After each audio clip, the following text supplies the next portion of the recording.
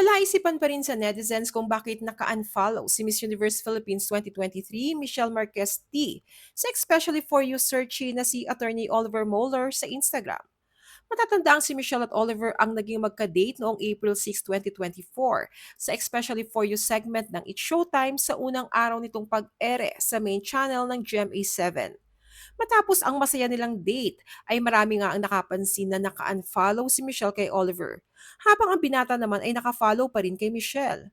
Tanong ng marami ano ang kinalaman ni Kim Chu at nadadawit ang pangalan niya sa isyong ito. Panoorin ang buong detalye.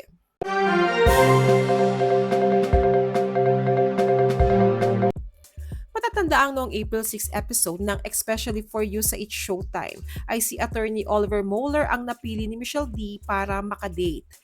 Marami ang kinilig sa kanilang dalawa dahil bagay umano sila. Parehong matangkad, matalino at charming personality.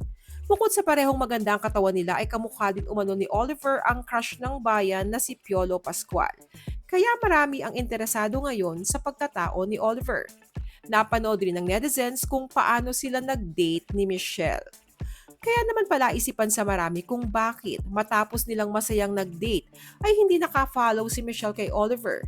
Bagaman kung sisilipin ang followings ni Oliver ay nandaroon ang pangalan ni Michelle. Ayon sa mga nakasubaybay kay Michelle D, ang pag-unfollow raw ni Michelle kay Oliver ay naganap right after muling bumisita ng Cebu-based lawyer sa It's Showtime nitong April 16, kung saan nag-umpisa silang tuksuhin ng Cebuana ring aktres na si Kim Chu. May mga nagsasabi na halata raw na kinikilig rin si Kim sa panunukso sa kanila ni Oliver. Sa interview ni MJ Felipe ay inamin ni Oliver na matagal na siyang nagagandahan kay Kim bago pa man siya sumalang sa Especially for You. Ani Oliver, I've always thought Kim was such a pretty person. Are you courting Kim? Tanong ni MJ. Sagot ni Oliver, I don't think it's fair that I speak about that without Kim's permission. Samantala, pakiramdam ng netizens, may kinalaman sa pag-amin ni Oliver na crush niya si Kim ang pag-unfollow ni Michelle D sa kanya. Ayon sa ibang netizens, kung naka-unfollow raw si Michelle kay Oliver ay finalong naman ni Michelle si Kim. Ang mga tunay na nakasubaybay lang daw kay Michelle D ang nakakaalam kung sino talaga ang gusto ng beauty queen. Nang tanungin ni MJ Felipe si Oliver kung kamusta ang naging date nila ni Michelle ay eto ang kanyang naging sagot. Michelle is amazing, elegant, such a well-spoken person, very professional. So yeah, amazing person. Ngayong lumalakas ang shippers ni Kim at Oliver ay marami ang nagtatanong kung paano na ang tambalang Kim at Paolo Avellino na patok ngayon. Narito ang reaksyon mula sa netizens.